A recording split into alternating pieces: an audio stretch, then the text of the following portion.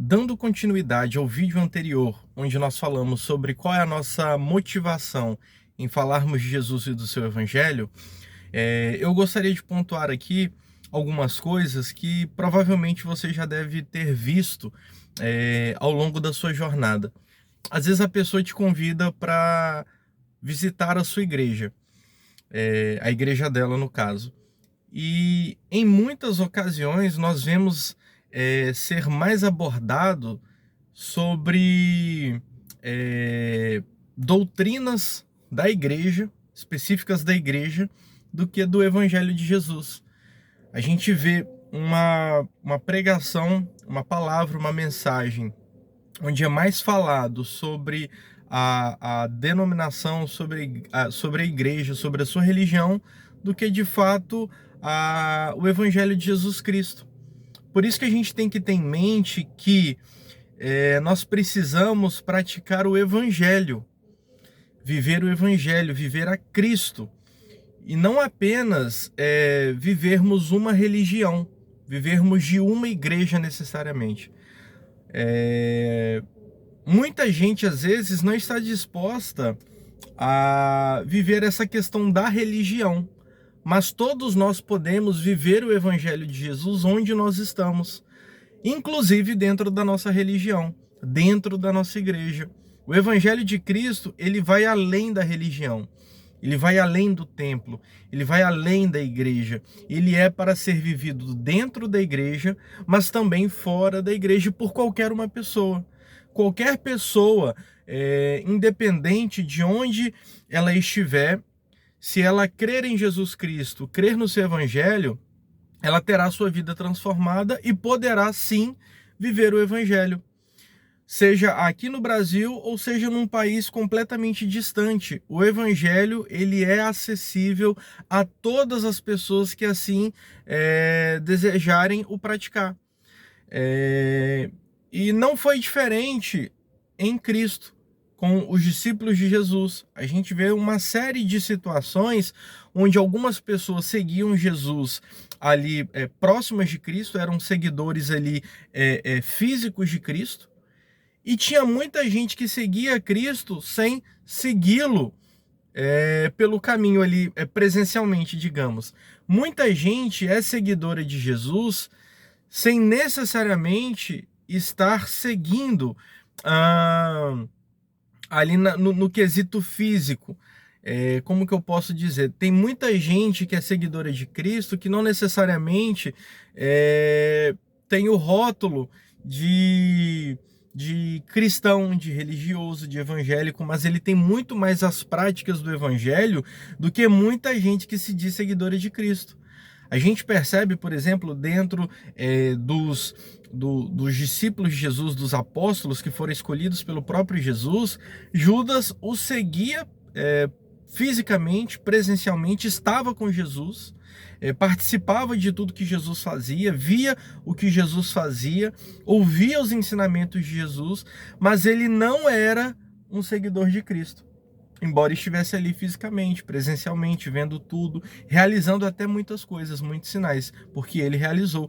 Mas Judas Iscariotes, ele não seguia a Cristo no sentido do verdadeiro evangelho, da verdadeira transformação, do verdadeiro novo nascimento, dessa regeneração. Ele estava ali com os outros, com os demais, digamos que ele estava ali no ambiente de igreja, no ambiente religioso, mas ele não tinha transformação. Pedro só teve a sua transformação 3 anos depois de estar seguindo a Cristo. Pedro, ele só foi se converter posteriormente.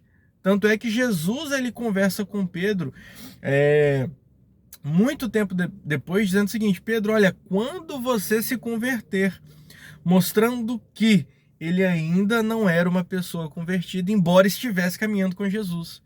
Embora ali já tivesse visto vários sinais de Jesus, embora ali ele tivesse também realizado vários sinais, mas nada disso era uma prova e uma evidência de que ele havia sido transformado pelo poder do Evangelho. Então tem muita gente dentro de suas igrejas, de suas religiões, que carregam Bíblia debaixo do braço, que praticam várias coisas que a sua religião prega, mas que ainda não vivem o verdadeiro evangelho, que não vivem a Cristo, que não praticam o verdadeiro evangelho, que não tiveram as suas vidas completamente transformadas.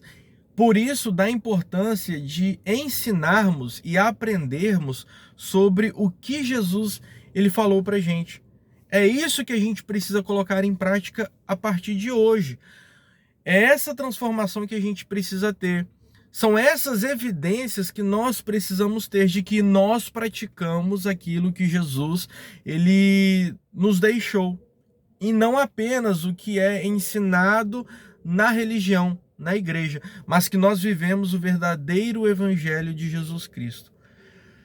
Eu espero que você tenha entendido a respeito disso que nós estamos falando. Não é muito simples, não é muito fácil, tem muita gente que não consegue dissociar, porque são coisas completamente diferentes, mas aos poucos a gente vai aprendendo, aos poucos Deus ele vai trazendo luz para o nosso entendimento, e a gente vai colocando em prática isso que a gente vai aprendendo. É isso que Jesus ele quer de cada um de nós, é essa transformação que ele espera que nós tenhamos. É essa conversão, é a conversão de mente, é a conversão que vem de dentro para fora. Não é a conversão necessariamente de ir para um espaço religioso, mas é a conversão de mudança de atitudes, de práticas.